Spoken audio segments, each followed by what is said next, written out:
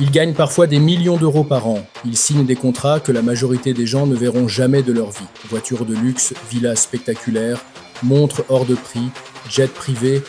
De l'extérieur, tout semble parfait.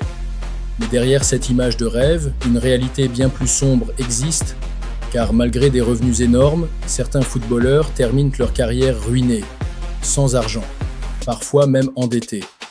Alors une question se pose. Comment est-ce possible de perdre autant en gagnant autant ?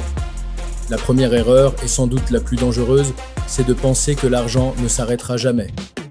Quand un joueur signe son premier gros contrat, il a l'impression que cette vie durera pour toujours, mais une carrière de footballeur est courte, très courte. Une blessure, une baisse de niveau, un mauvais transfert, et les revenus peuvent chuter brutalement.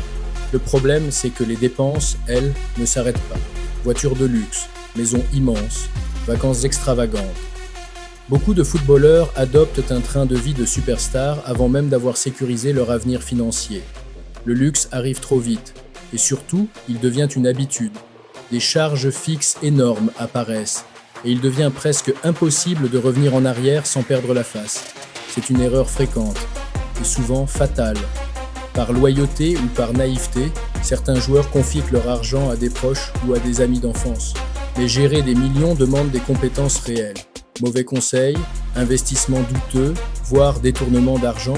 Dans certains cas, le joueur découvre trop tard que son argent a tout simplement disparu. Restaurants, boîtes de nuit, projets immobiliers mal structurés. Beaucoup de footballeurs investissent sans réellement comprendre dans quoi ils mettent dans leur argent. Parce qu'on leur a promis des gains rapides, parce que ça marche pour les autres, ou simplement parce que ça fait rêver. Mais investir sans connaissance, c'est souvent la meilleure façon de perdre beaucoup, très vite. L'argent affiché sur un contrat n'est jamais l'argent réellement disponible. Impôts, charges sociales, commissions d'agents, frais de gestion. Certains joueurs dépensent comme si tout leur salaire leur appartenait. Puis arrivent les redressements fiscaux. Et là, le choc est brutal, très brutal. Sur les réseaux sociaux, tout semble parfait. Mais afficher le luxe ne veut pas dire être riche. Certaines voitures sont louées, certaines maisons sont surdimensionnées, certaines dépenses sont faites uniquement pour l'image. Le problème, c'est que l'image devient une prison. Il faut toujours montrer plus, dépenser plus, au risque de s'enfermer dans un mode de vie impossible à tenir. C'est sans doute l'erreur la plus grave. Beaucoup de footballeurs repoussent la question de l'après, parce qu'ils sont jeunes, parce qu'ils sont concentrés sur le terrain. Mais le football s'arrête vite.